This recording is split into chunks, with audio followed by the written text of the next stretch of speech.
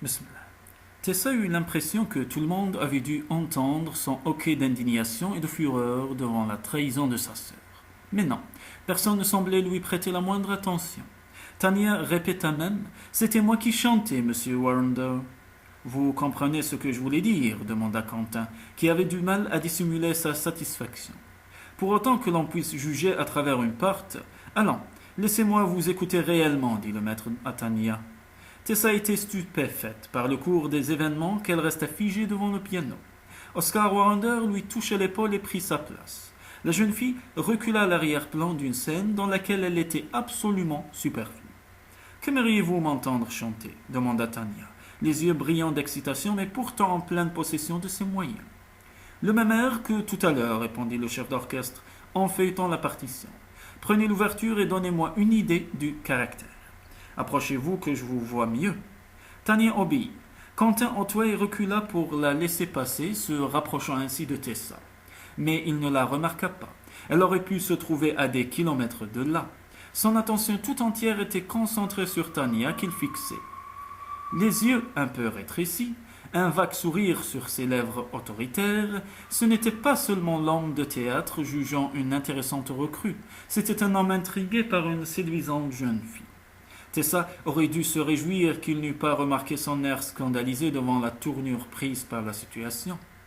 Finalement, s'il était pratique d'être totalement ignoré, c'était également inacceptable, et elle eut du mal à demeurer sereine tandis que sa sœur se lançait avec confiance dans son audition. Celle-ci se rappelait tous les conseils de Tessa et tirait parti de tous les effets, apportant au rôle son charme et sa vivacité pour pallier ses faibles ressources vocales. Oscar Warrender l'écoutait jusqu'à la fin.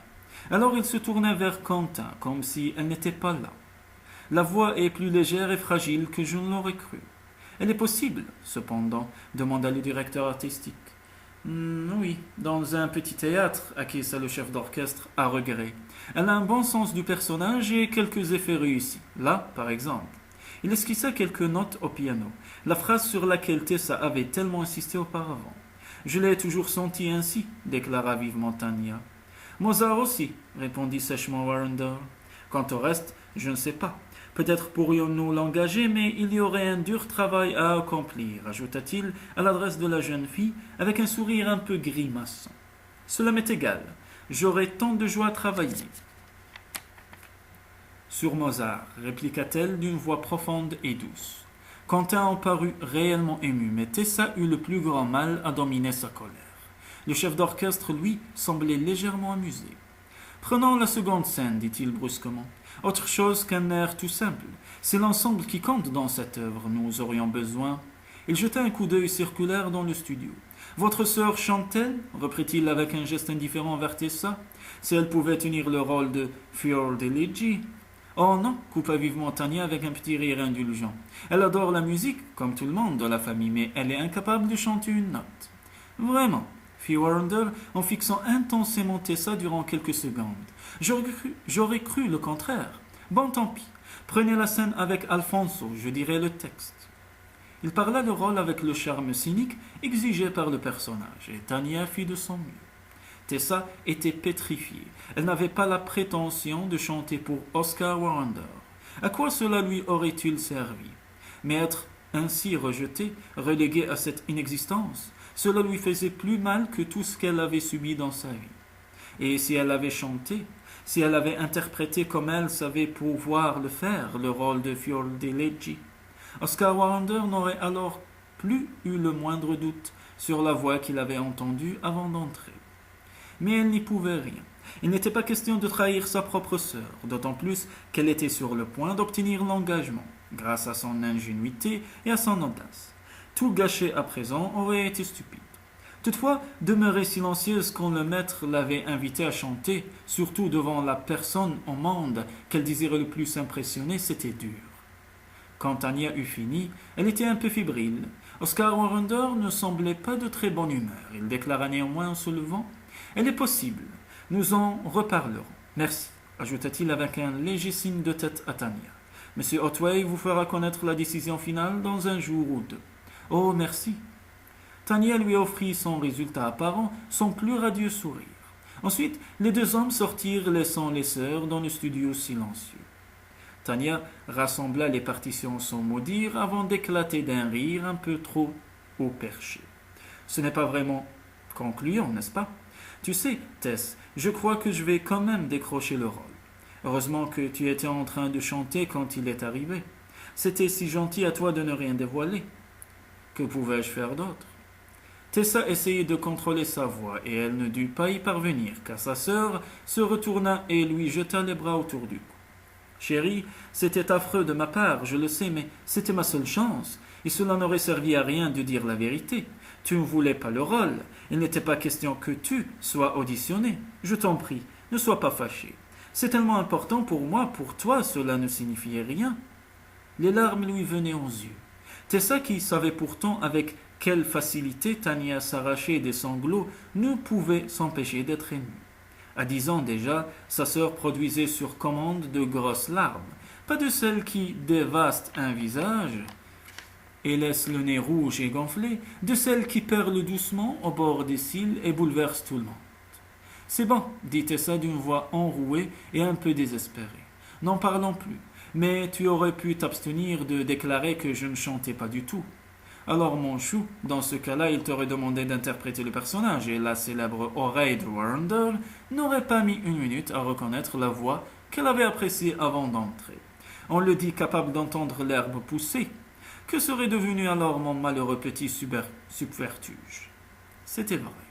Mais le rôle silencieux qu'on lui imposait paraissait insupportable à Tessa. Jamais plus jamais à l'avenir, elle ne devrait laisser connaître à Warrender, à Quentin Otway ou à leur entourage ce qu'elle faisait le mieux, chanter. Elle deviendrait pratiquement muette, comme la petite sirène du comte d'Anderson, qui acceptait de perdre sa voix pour demeurer près de celui qu'elle aimait. C'était pousser le parallèle un peu loin, sans doute, mais la distance qui la séparait de Quentin lui sembla tout à coup infinie, depuis l'entrée en scène de sa charmante et exigeante sœur jumelle. Elles rentrèrent chez elles, et Tessa dut supporter le récit fort vivant que Tania fit à sa mère de l'audition. Celle-ci secoua la tête et déclara avec indulgence. C'était un très vilain mensonge, mais je sais combien on est tenté de faire n'importe quoi pour obtenir un rôle. Heureusement que tu étais là pour la seconder, Tessa chérie. Tessa chérie acquiesça. Elle essayait de ne pas trop en vouloir à sa sœur du rapide et chaleureux sourire que Quentin lui avait adressé avant de sortir derrière Oscar Warrender. Le dimanche, quand pour la remercier, Tania se montra affectueuse et charmante avec Tessa, qui en fut un peu apaisée. Mais le lundi matin, en arrivant au bureau, elle se sentait d'une humeur silencieuse et renfermée. Cela la rendait plus effacée encore que de coutume, elle le savait. Son patron, en revanche, était en pleine forme. Il s'attendait au plus grand compliment pour la façon dont il avait mis Tania en valeur.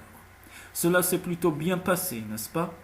En d'autres circonstances, Tessa aurait vivement répondu à cette ouverture amicale. Elle parvint simplement à répondre « Très bien. Pourtant, la décision finale n'est pas encore prise. Qu'en savez-vous » Elle se sentit de nouveau envahie d'une froide consternation. « C'est fait, insista-t-elle. Avec de légères réserves, oui. J'ai invité Warrender à dîner et je l'ai un peu influencé. Si votre sœur se tire bien des premières répétitions, elle aura le rôle. Qu'en dites-vous » Après une infime hésitation, Tessa répondit fermement. « C'est merveilleux. » Il sembla quelque peu irrité par son intonation, il eut un petit rire sec. « C'est tout. Vous ne désirez pas vraiment voir Tania obtenir l'engagement ? Mais si, et je vous suis très reconnaissante. J'espère seulement qu'elle sera à la hauteur.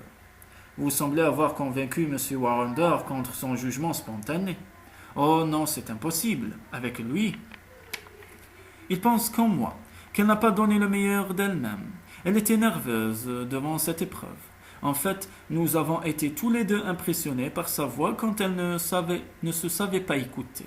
Elle était alors parfaitement libre et sans entrave. Si Warrender parvient à la faire chanter ainsi avant le grand jour, Tessa mourait d'envie d'affirmer que jamais Oscar Warrender ne pourrait accomplir ce miracle. Elle répéta seulement qu'elle était très reconnaissante des efforts qu'il faisait pour sa sœur. Elle manquait néanmoins de chaleur et de conviction. Son patron lui jeta un regard étonnamment froid avant de se remettre au travail. Ce ne fut pas une journée bien agréable pour la jeune fille, mais au moment de rentrer chez elle, elle était arrivée à prendre un air naturel. Elle demanda à Quentin la permission d'annoncer la bonne nouvelle à sa sœur. Parlez-en avec elle tant que vous voudrez, elle est déjà au courant, je le lui ai dit. Vous, quand? Il haussa les sourcils. Je lui ai téléphoné à midi. En fait, nous nous sommes même retrouvés pour avaler un sandwich. Elle est folle de joie et d'excitation, ajouta-t-il avec un sourire attendri. J'en suis sûr, dit Tessa d'une petite voix polie. Comme elle ne supportait plus de le regarder en face, elle baissa les yeux vers le bureau. Où est votre mascotte demanda-t-elle soudain. Votre ange blessé. Que fait là ce stupide objet de verre? Il lui lança un coup d'œil surpris, avant de se pencher en avant pour prendre la petite grenouille qui était installée à la place de la statuette de bois. Ceci, fit-il en souriant, c'est mon nouveau porte-bonheur. Votre sœur me l'a offert, c'est gentil de sa part. Cela doit nous porter chance durant le festival, à elle et à moi. Et l'ange, qu'en avez-vous fait? Tessa tremblait violemment d'une rage dont elle ne se serait pas crue capable. Il parut de nouveau étonné, il ouvrit un tiroir. Il est là, répondit-il négligemment. Je vous l'ai dit, il n'a pas de réelle valeur puisqu'il est abîmé. Je vais le rapporter à la maison et... Il n'en est pas question, s'indigna Tessa en lui arrachant l'objet des mains. Il reste ici, sur mon bureau. Si vous ne voulez plus de lui, comment pouvez-vous lui préférer cet horrible bibelot moderne? Vous ne méritez pas cette ravissante sculpture si vous ne savez pas l'apprécier. Elle caressait la petite silhouette rejetée avec des doigts amoureux et légèrement tremblants. Tout le sang s'était retiré de son visage. Il y eut un instant de silence incrédule. Prenez-le si vous l'aimez tant, dit-il enfin. Quel est le problème pour l'amour du ciel? Rien, rien, répondit-elle en se détournant pour poser l'objet sur son bureau. Bouleversée, elle savait à peine ce qu'elle faisait. Elle lui en voulait terriblement pour l'abandon de cette petite statue imparfaite. Cela lui semblait étrangement symbolique, et elle le détestait presque. Soudain, il se leva et vint se tenir derrière elle. « Qu'y a-t-il, petite fille » demanda-t-il d'une voix très douce. « Pourquoi ce désarroi » Elle secoua la tête, incapable de parler tant elle était près des larmes. Mais il n'abandonna pas. Il mit les bras autour d'elle et l'attira de dos contre lui. « Allons, expliquez-moi. » Le ton était gentil, mais malgré tout autoritaire. Ce contact lui fut tellement apaisant, tellement chaud, qu'elle eut du mal à ne pas se retourner et mettre les bras autour du cou de l'homme. « J'aime le petit ange, balbutia-t-elle. Moi aussi, protesta-t-il en riant, mais il est abîmé et il n'y peut rien. Elle l'affronta enfin sous le coup d'une colère toute nouvelle. C'est mal de ne plus l'aimer à cause de son infirmité. Personne n'est heureux d'être défavorisé, cependant, on n'y peut rien. Il eut cette fois un long silence. Le visage de Quentin trahissait sa compassion. Il prit une profonde inspiration. Mon Dieu, je suis navré. Si nous le remettions sur mon bureau. Tessa hocha la tête. Un bras toujours passé autour de ses épaules. Il se pencha pour reprendre l'ange et le déposa à sa place, repoussant la nouvelle mascotte. Que vais-je en faire demanda-t-il avec un petit rire vexé. Si nous le mettions sur le meuble des dossiers, cela nous rendrait service. Elle sourit et lui prit les mains. Suis-je pardonné? Il n'y avait rien à pardonner, dit-elle doucement. Sauf ma stupidité d'avoir imaginé un instant pouvoir me débrouiller sans l'un ou l'autre de mes anges blessés. Jamais elle n'aurait imaginé qu'une telle définition pourrait lui sembler si merveilleuse. L'allusion à son infirmité aurait dû lui faire mal. Au contraire, elle n'avait jamais rien entendu de plus joli. Au cours des semaines suivantes, la préparation du festival battit son plein. Le travail était exténuant, mais le résultat était une récompense suffisante à la longueur des journées. Il n'y eut aucune allusion à la scène du bureau. En fait, Quentin était tout à sa fonction de directeur artistique, parfois même dur et trop exigeant. Alors Tessa se disait, il m'a un jour prise dans ses bras, il a été navré du mal qu'il m'avait fait, et plus rien d'autre ne comptait. Assister aux répétitions à Londres n'entrait pas du tout dans les attributions de la jeune fille, et elle apprit par son patron et par sa sœur que celle-ci avait finalement obtenu le rôle, accordé un peu à contre-cœur par Oscar Wilde. Il a fait quelques histoires parce qu'il ne m'avait pas choisi lui-même, déclara-t-elle avec légèreté. Mais cela ne fait rien. Je saurai me faire remarquer du public le moment venu. Je ne pense pas que tu aies intérêt à accaparer les feux de la rampe, avertit Tessa. M. Warrender tient beaucoup à l'équilibre fragile d'une œuvre et serait impitoyable pour celles qui en romprait l'harmonie. Peut-être, as-tu raison, répliqua Tania, impressionnée malgré elle. Je ferai attention, même lorsque nous serons dans le Nord pour les dernières semaines de répétition. Cela sera amusant de se retrouver tous ensemble au même endroit, centré sur la maison familiale de Quentin Otway. Oui, acquiesça sa sœur avec un enthousiasme très modéré. La plupart des gens logeront à Fernwell, à quelques kilomètres, bien sûr, mais les répétitions auront lieu dans la grange qui... Oui, je sais. Je suppose que toi et moi habiterons ensemble. Si c'est toi qui t'en occupes, tâche de nous trouver quelque chose de bien. Ce n'est pas moi, c'est Miss Crawford. Je crois que tu seras à l'hôtel du Pan. Il est très confortable, paraît-il. Et toi? Je serai chez M. Otway, précisa Tessa de son intonation la plus banale. Chez lui? Répéta Tania, mécontente de voir sa sœur dans une meilleure position qu'elle. Enfin, chez sa grand-mère, rectifia Tessa. Ce sera plus facile pour le travail, je suppose. Mon Dieu, on croirait que cela t'indiffère. Les grandes vedettes y séjourneront également, n'est-ce pas? Parfois, oui. Il y aura certainement de nombreuses allées et venues. Madame Perroni, par exemple, restera seulement une nuit ou deux, au moment de son concert. Et Warrender? Lui et sa femme auront un appartement privé dans la maison, je crois.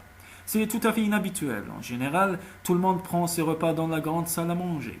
Il sera accompagné de son épouse, alors, mais Anthea Benton ne se produit pas au festival, si? Non, sans doute sont-ils simplement heureux de se trouver ensemble. Moi, j'aurais été ravi de me séparer un peu de lui. Après 6 mois de vie conjugale, déclara Tania en riant, je ne sais pas comment elle peut le supporter. Sans doute ne le voit-elle pas sous le même angle que toi, répondit Tessa avec un sourire qui donna un air malicieux à son visage plutôt sérieux. C'est probable, fit Tania, reléguant le sujet au second plan. Tu feras attention, Tess. Attention, comment cela? Je veux dire, personne, absolument personne, ne doit soupçonner que je ne suis pas la seule musicienne de la famille. En tout cas, surtout pas avant ma première apparition sur scène. Ne sois pas stupide, répondit Tessa froidement. Elle ne précisa pas sa pensée. Finalement, Tessa se rendit seule dans le nord. Elle avait imaginé son arrivée au manoir en compagnie de son patron, or cela se passait différemment. J'aimerais que vous partiez vendredi dans la nuit, avec l'essentiel du matériel, déclara-t-il. Je m'arrangerai pour que l'on vienne vous chercher à la gare en voiture. Vous serez au manoir pour le petit déjeuner et vous aurez toute la journée du samedi pour installer un bureau. J'arriverai sans doute dimanche par la route, et nous pourrons nous mettre au travail dès lundi matin sans perdre de temps. Tessa accepta cet arrangement. Elle ne pouvait guère faire autrement. Elle passa le vendredi à superviser l'emballage de tout ce dont ils avaient besoin, y compris, bien sûr, que Quentin n'en eût pas donné l'ordre spécifique. Le petit ange blessé qu'elle empaqueta soigneusement avec ses affaires personnelles. Comme elle était foncièrement honnête, elle prit également la petite grenouille de verre, mais elle arrangea plus négligemment avec les dossiers. Le gros matériel devait être transporté dans l'un des camions du festival. Malgré tout, Tessa se retrouva chargée d'une quantité importante de bagages, à tel point que sa mère, en lui disant au revoir, le remarqua. « Dommage que tu partes de nuit, chérie, dit-elle avec une vague sollicitude. C'est toujours plus fatigant, surtout avec beaucoup de valises. Je me le rappelle quand je faisais des tournées. Tu aurais dû demander à ton patron de s'arranger autrement. » Tessa déclara que cela convenait mieux à tout le monde. Elle voulait dire à Quentin Otway. Malheureusement, son père n'était pas là pour l'accompagner à la gare et elle prit un taxi dont le chauffeur, maugréant, envoyait le nombre de colis. Cependant, bien avant le départ du train, elle était installée dans son wagon-lit, épuisée mais contente que tout se fût bien passé. Elle fut longue à s'endormir. Elle se laissait bercer par le bruit du train, déjà préoccupée des problèmes du lendemain. Elle s'inquiétait de sa première rencontre avec la fantastique grand-mère de Quentin Otway. Certes, il avait décrété qu'elle s'entendrait bien, mais elle le connaissait suffisamment pour savoir ce qu'il voulait dire. Tout devait bien se passer, et il comptait pour cela sur Tessa. Cependant, elle calma ses inquiétudes en se souvenant que la vieille dame avait émis quelques compliments, à sa manière sèche. Sur cette rassurante pensée, elle s'endormit. Elle fut un peu gênée par les arrêts et les aiguillages, mais dans l'ensemble, elle eut un sommeil paisible. Elle se réveilla seulement quand le contrôleur lui apporta une tasse de thé et lui annonça leur arrivée prochaine. Sur le quai, après une toilette succincte, elle bâilla soudain gelée après la chaleur de son compartiment. C'était une lumineuse matinée d'avril, et le soleil traversait le toit vitré de la gare. Elle se sentait bien régaillardie par l'air vif du nord. Un porteur complaisant empila ses bagages sur un chariot et la conduisit vers la sortie principale. « On vous attend » Tant mieux. Avec toutes ces valises, voilà votre homme, on dirait, ajouta-t-il en désignant une grosse et élégante voiture noire qui se dirigea vers eux. Pour sa plus grande stupéfaction, Tessa vit Oscar Warrender en sortir. Bonjour, dit-il. Tout ceci est à vous? Oui, répondit timidement la jeune fille. Comme c'est gentil à vous de venir me chercher à cette heure matinale. J'aime me lever tôt et la route est jolie. De plus, le chauffeur de Madame Hurley a eu un léger accident. C'était donc la meilleure solution. Il surveilla le transfert des bagages, donna un pourboire au porteur et ouvrit à Tessa la portière du passager. Pas question de protester, bien sûr, mais la perspective de parcourir avec Oscar Wander un nombre indéterminé de kilomètres effrayait grandement la jeune fille, doublement au souvenir de la supercherie de Tania.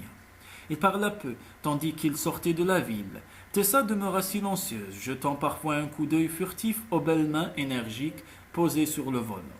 Enfin, elle toussota nerveusement et demanda « Êtes-vous depuis longtemps au manoir ?»« Non, ma femme et moi sommes arrivés hier soir. »« Oh, madame Warrender est là aussi? Quelle chance !»« Pourquoi ?» demanda-t-il amusé. « Parce que c'est merveilleux de rencontrer quelqu'un qui a connu un succès fabuleux comme le sien et qui reste aussi modeste, et pour vous ce doit être bien agréable. » Tout à fait.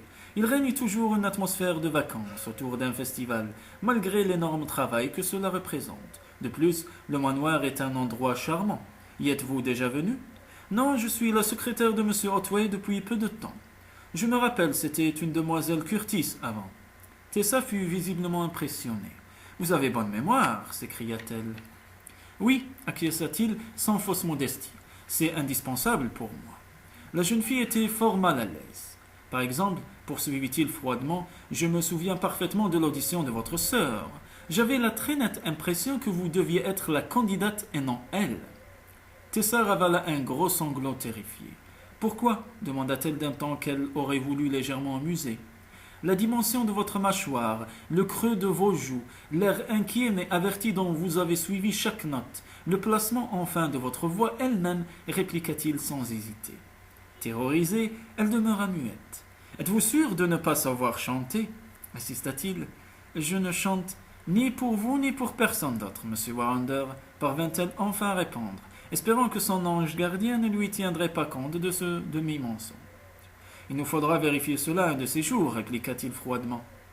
Elle faillit protester, mais elle comprit heureusement qu'il était préférable d'abandonner le sujet.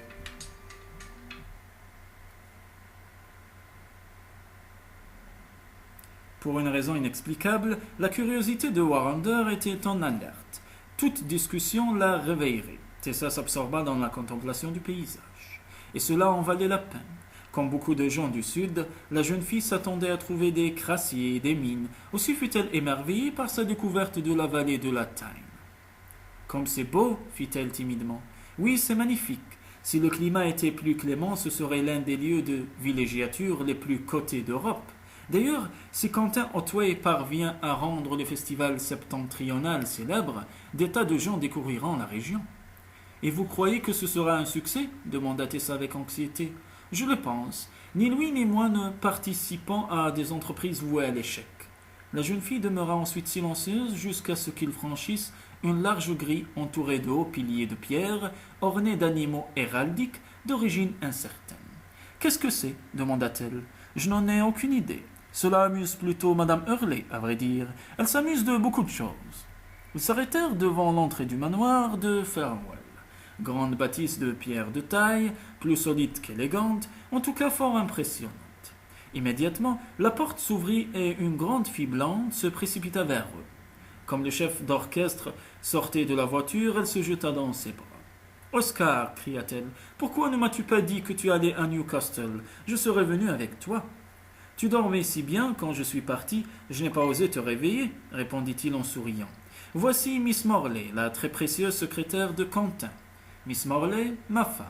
Oh, c'est votre sœur qui interprète le rôle de Despina, n'est-ce pas ?» s'écria Anthea en serrant la main de Tessa. « Comme c'est amusant que vous participiez toutes les deux au festival, vous ne chantez pas vous-même ?»« Je suis strictement dans la partie administrative, » répliqua Tessa. Anthea accepta d'emblée cette affirmation, mais son mari lança à la jeune fille un de ces regards perçants qui aurait déconcerté la plus confiante des primadonnas. Avant qu'il pût dire un mot, Un serviteur vint s'occuper des bagages et tous trois entrèrent dans la maison où une jeune et efficace gouvernante vint prendre Tessa en charge. On la conduisit à l'étage dans une ravissante chambre qui donnait par-delà un jardin en terrasse sur les prés verdoyants. On l'informa qu'elle pourrait prendre le petit déjeuner quand elle le désirerait. Si elle voulait se reposer, on le lui montrerait dans sa chambre. Je serai heureuse de prendre un bain, avoua Tessa. Ensuite, je descendrai. La petite salle à manger est tout de suite à droite, dans le vestibule. Si vous avez besoin de quoi que ce soit, n'hésitez pas à m'appeler. En faisant sa toilette, Tessa essaya de ne plus penser aux paroles d'Oscar Wallander, mais en vain. Pourquoi refusait-il de la croire? Il avait généralement la réputation de décourager les talents médiocres. Alors, pourquoi faisait-il preuve de tant d'intérêt pour ses dents éventuelles? C'était troublant, mais pas d'une réelle importance. Après tout, il ne pouvait l'obliger à chanter. Tant qu'elle resterait parfaitement silencieuse, le secret de Tania serait sauf. Sur cette pensée réconfortante, elle descendit à la salle à manger où se dressaient de petites tables. Il y avait du café et du lait chaud, ainsi que des plats couverts sur un vaste chauffe-plat. La pièce était vide. Sans doute les Warrender prenaient-ils leur petit déjeuner dans leur chambre. Pour les autres, il devait être encore un peu tôt. Tessa se servit copieusement, affamée par le voyage. Comme elle se versait du café, la porte s'ouvrit sur une femme fort belle malgré son âge, vêtue d'un déshabillé que n'aurait pas renié une vedette de cinéma. « Bonjour », risqua timidement Tessa, pensant se trouver face à une célébrité du festival. « Bonjour, mon enfant. Je suppose que vous êtes Miss Morley, la perle de Quentin. Je suis sa grand-mère. »« Sa grand-mère » répéta Tessa abasourdie. « Oui, je sais, je ne parais pas mes 72 ans, répliqua Madame Hurley en se servant elle-même. Mais j'ai toujours considéré l'apparence d'une femme comme essentielle. Aussi, j'ai soigneusement veillé à la mienne. Je vois que vous êtes ravissante vous-même, ajouta-t-elle en venant s'asseoir en face de Tessa pour l'examiner franchement. Oui, vous avez un visage en forme de cœur, comme Quentin me l'avait dit. Je ne le croyais pas, c'est tellement rare, mais c'est vrai, et charmant. A-t-il réellement parlé de mon visage demanda Tessa à la fois amusée et déconcertée. Oui, mais n'y attachez pas d'importance. Quentin décrit toujours les gens avec force détail, sans doute parce qu'il est perfectionniste. Il remarque tout. Oh, je vois. Sa mère, ma fille, était pareille, poursuivit Madame Hurley d'une voix terriblement différente.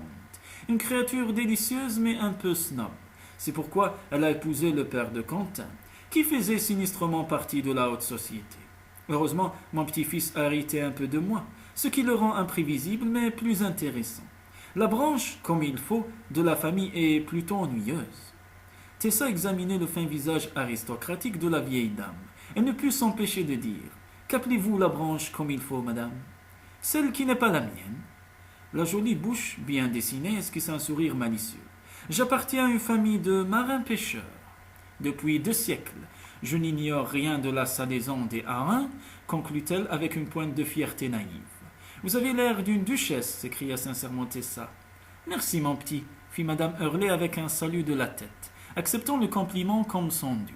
Vous ressemblez à un Angelo de Botticelli. Était-ce pour cela que Quentin me parle de vous dans ses lettres en vous appelant son ange blessé? Oh non, protesta Tessa en rougissant. Je crois qu'il apprécie mon travail, puis, voyez-vous, je boite. Comme c'est méchant de sa part de le faire remarquer, répliqua Madame Hurley énergiquement. Si j'étais vous, je le lui dirais. Mais cela me plaît, s'exclama vivement Tessa. La grand-mère de Quentin, qui portait sa tasse à ses lèvres, suspendit son geste pour examiner les joues enflammées et les yeux brillants de la jeune fille. Je vois. Eh bien, puis-je vous donner un conseil tout à fait amical? Ne vous attachez pas trop à mon petit-fils. M'attacher à lui. Il est mon patron, madame, et je suis sa secrétaire. Quelle différence! Rien n'est plus facile que d'avoir un faible pour lui. Il a le charme du diable. Allez, là, et bien peu de cœur. Je n'ai jamais su s'il en a eu un jour, ou s'il est mort autrefois, quand il était jeune homme.